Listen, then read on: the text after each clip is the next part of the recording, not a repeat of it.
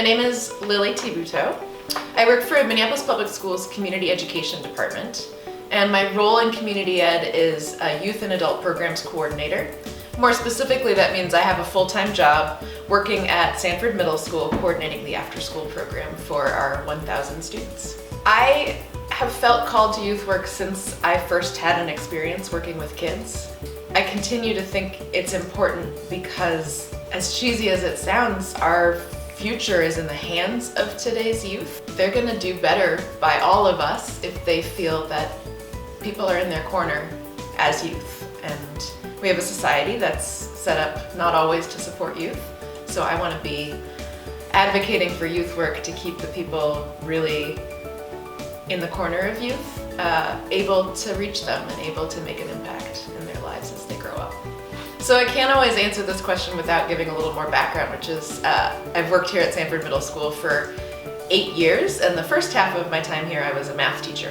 And I realized that math teaching was a bit too full-time of a job and I couldn't be a youth worker in the classroom.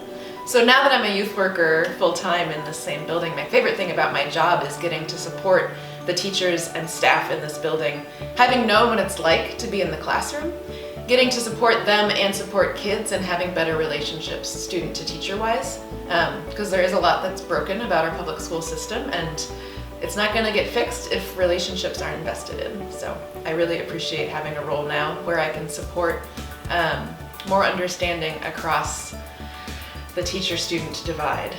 So I don't think there's a lot of things wrong with the youth work field. I just want to say that up front. Like, I think youth work is this beautiful, wonderful, fertile ground for fostering people's passion and idealism and kind of keeping alive the kid inside all of us as adults. If we had no limits, I would expand the youth work field, right? I would legitimize that as a career choice for folks who are motivated by status in our society, right? I think more status should be awarded to people who choose to work with kids.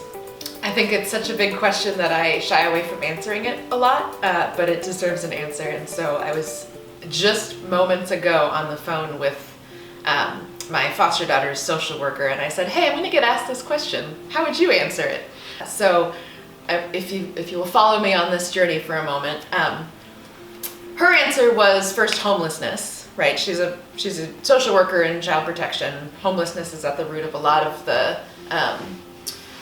baggage that kids come into the system with. And then she was like, no, I think addiction, because addiction is often at the root of homelessness, or often like keeping the cycle of homelessness going in the lives of the families and clients I have.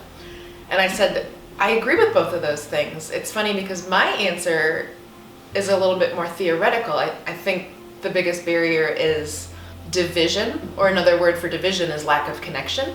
And we had this very fruitful conversation about thinking our answers were kind of the same. Because when a human being experiences lack of connection, there's a hole that they need to fill, and that hole can be filled with addiction.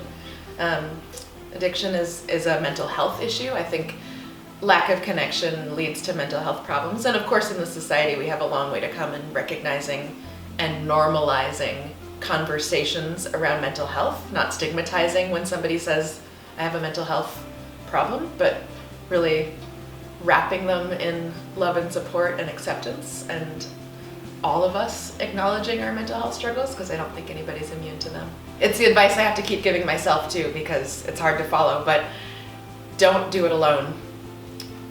Youth work is hard because humans are messy, and people who get into youth work do it because they care. So when you're doing something messy that you care about, you're gonna get hurt, you're gonna get burnt out, you're gonna feel not enough, and you can't do that alone. You've gotta reach out to the other people. I, on the side, am an acrobatic yoga instructor, and I love acro yoga because it's a physical practice, it's yoga, but it's also a social practice, and it is something to connect back to what I think is a huge barrier in our society, that lack of connection.